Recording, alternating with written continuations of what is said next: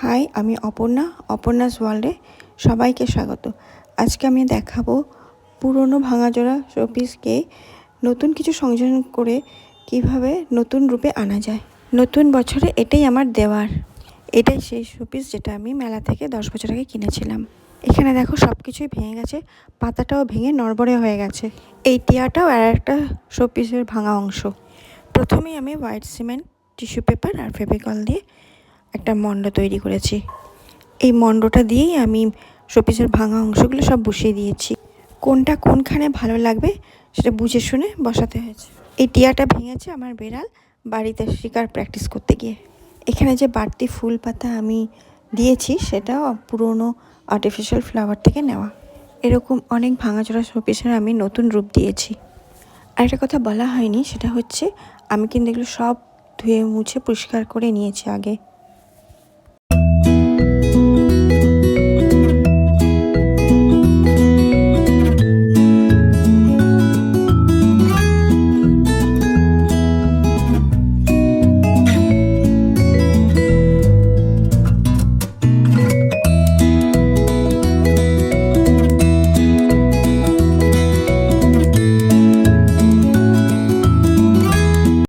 মণ্ডটা দিয়ে লাগানো শেষ, এবার আমি কিছু জিনিস ফেভিকল দিয়ে লাগাবো।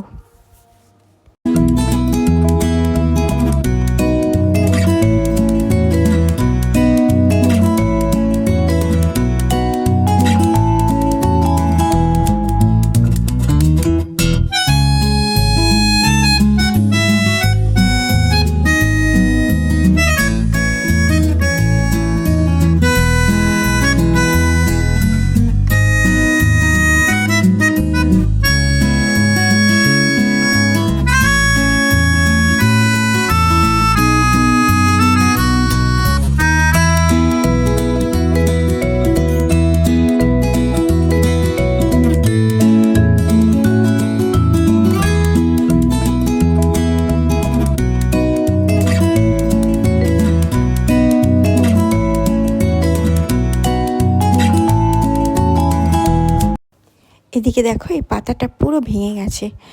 এটা আমার লাগাতে বেশ বেগ পেতে হয়েছে। আমি তারে ফেভিকল দিয়ে ওই পাতাটা আটকে দিয়েছি। এবার আমি রং করে দিয়েছি।